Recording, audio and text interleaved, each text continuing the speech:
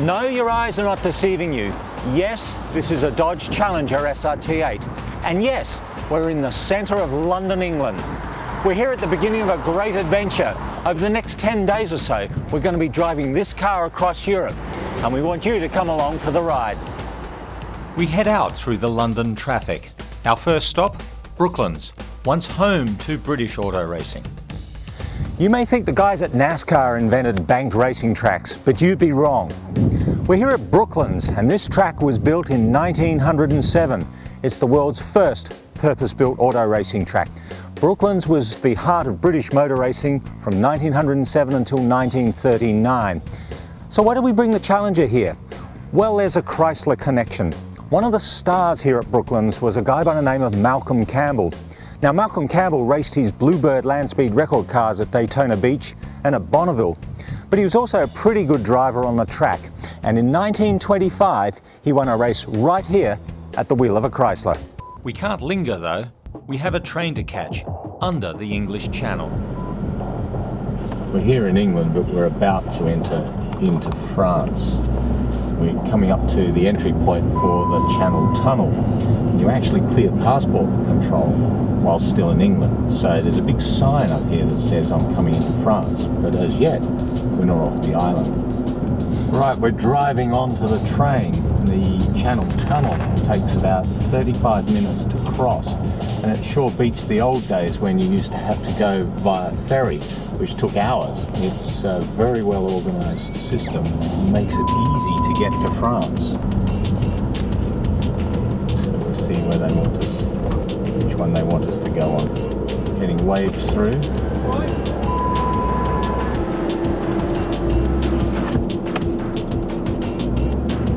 Oh, you've got to manoeuvre into the train, and it's not necessarily a wide fit. This is really weird. It's like driving through your living room. Challenger only just fits. It's a pretty wide car for this train. This is made for European cars. Park, sit in the car and enjoy the ride.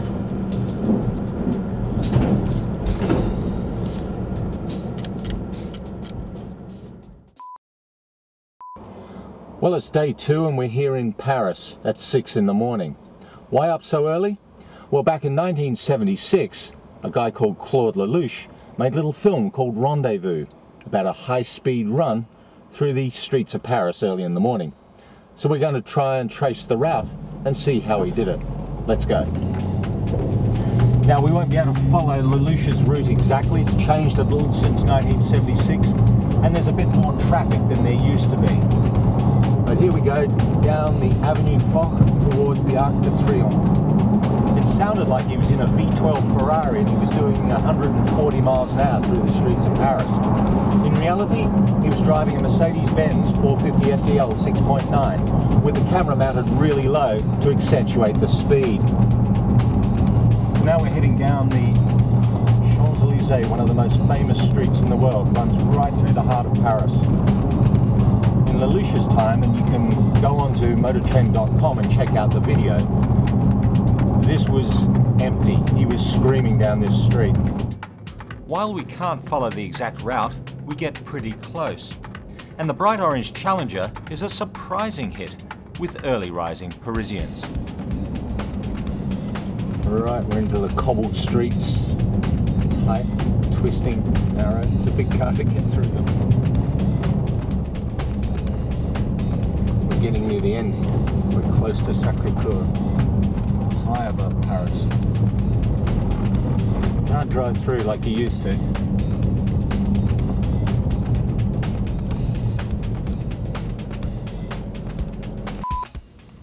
Well, here we are at Sacre Coeur, the wonderful cathedral that overlooks the entire city of Paris. We're not able to get through to the parking lot where Lelouch finished his film and the girl ran up into his camera, but this is close enough. It's been an exhilarating drive in the Challenger this morning, and with no traffic on the roads, it's one of the best ways to see this town. After Paris, we head east to the old Grand Prix track at Reims. The old pit garages, race control and grandstand still line the road that served as the start-finish straight. For years, the old structures were simply left to crumble, the old advertising signs fading into the bleached concrete, broken glass in the control tower. A local group has recently started to repaint some of the structure. It's not quite as eerie as it used to be, but it's still a hugely atmospheric place, awash with the ghosts of races past.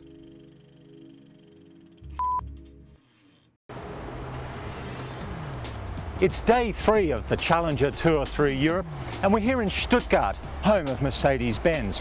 Behind me is the brand new Mercedes Benz Museum, a must for any visitor to this town. But we're going across the road to the legendary Mercedes Benz work at Untertürkheim. We're going there because we're about to drive the Challenger on one of the most unique automotive test tracks anywhere in the world.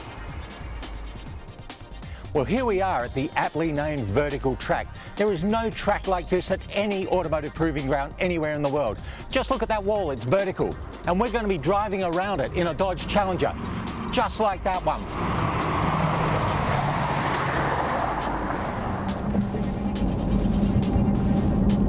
Well, now it's time to drive what they call the vertical track. It really is like doing the wall of death. Yet if you follow the procedure, it's very straightforward. So here we go. Take her up to about 50-55 miles an hour. We're pointing it at this yellow line.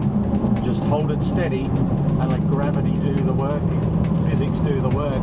It's amazing, you can't see where you're going. I'm following this yellow line. Now we're coming out, it's like an aircraft coming out of a banking. I feel like Chuck Yeager's just gone through an aerobatic maneuver. It's one of the weirdest sensations you'll ever experience in a car. It's certainly one of the highlights of my driving career. The excitement of the vertical track over, we head a few miles north of Stuttgart to the picturesque medieval village of Dinkelspiel. Dinkelspiel is full of beautifully restored buildings, cobbled streets and tourists. It's the perfect venue for a lunch stop while we contemplate our next task, finding out just how fast the Dodge Challenger will go.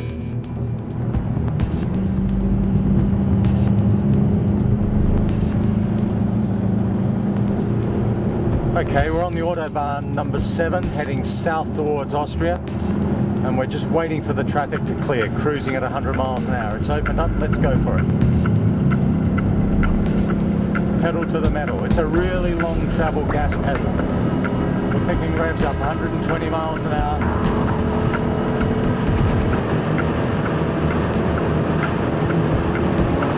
Looking ahead.